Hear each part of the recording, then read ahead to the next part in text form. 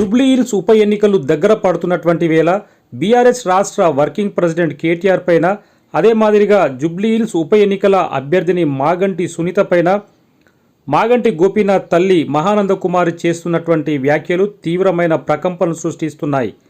ఇది ఒకవైపు అయితే, ఇంకోవైపు మాగంటి గోపీనాథ్ మొదటి భార్య కుమారుడు జూబ్లీహిల్స్ ఉప ఎన్నికల అభ్యర్థి సునీత అభ్యర్థి కాదని, తన గోపీనాథ్ భార్యే కాదని చేస్తున్నటువంటి ఆరోపణలు తీవ్ర సంచలనాన్ని సృష్టిస్తున్నాయి. ఇవన్నీ కూడా ఎన్నికల స్టంటే అని, ఎన్నికల సందర్భంగా కాంగ్రెస్ పార్టీ ఆడిస్తున్న నాటకమని బీఆర్ఎస్ పార్టీ ఎద్దేవా చేస్తుంది. ఆ వివరాలు మనం ఇప్పుడు చూద్దాం. చనిపోయే వరకు మాగంటి గోపీనాథ్ అంటే అందరికి రెస్పెక్ట్. ఆయన అట్టాగే బతికాడు. మేము ఎప్పుడు బయటకు రాలేదు. నేను ఎడ్యుకేటెడ్, మంచి చెడు అన్ని, నేను ఎప్పుడు బయటకు రాలేదు. అతను చచ్చిపోవటం, వాళ్ళు చచ్చిపోవటం కాదు, చావే ఒక మిస్టరీ చేశారు. ఏం జరిగింది చెప్పండి.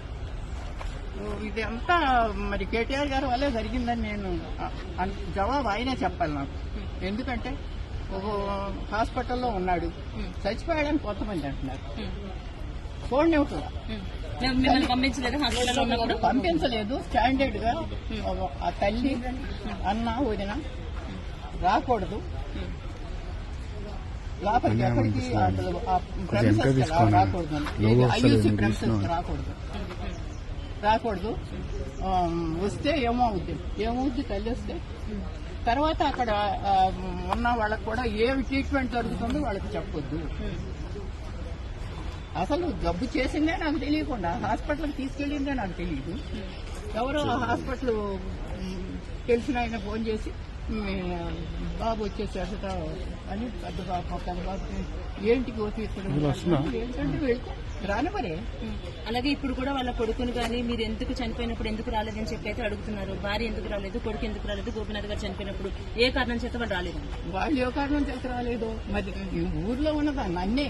అంటే ఇప్పుడు వాళ్ళ అబ్బాయి చెప్తున్నాడు బెదిరించారు మమ్మల్ని, వాళ్ళ అబ్బాయి అంటున్నారండి బెదిరించారు మమ్మల్ని, ఆ బెదిరింపుల వల్ల నేను రాలేదు, నేను యుఎస్ లో ఉన్నాను అంటున్నారు. కావచ్చు, అబ్బాయి యుఎస్ లో ఉన్నాడు కావచ్చు. ఎందుకంటే నేను ఇంట్లో ఇక్కడ పిల్లడు అక్కడ ఉండంగానే, ఇంకా చనిపోయాడో లేదో తెలియదు, వెంటిలేటర్ లో ఉన్నాడు. ఒక్కసారి చూస్తానంటేనే నన్ను కన్న తల్లిని, ఆడికి 63 ఏళ్లు, నాకు 92 ఏళ్లు.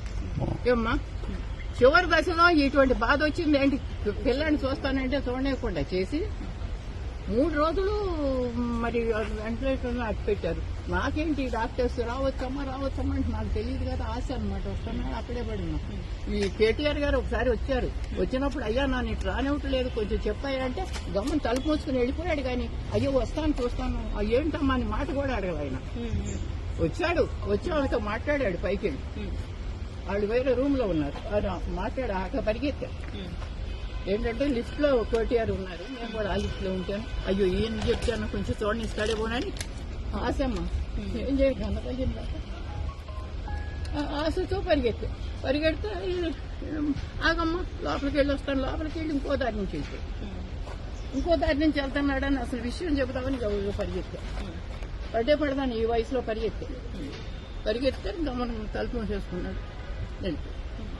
అయ్యో ఒక్క మాట అయ్యా బాబు, ఒక్క మాట అయ్యా.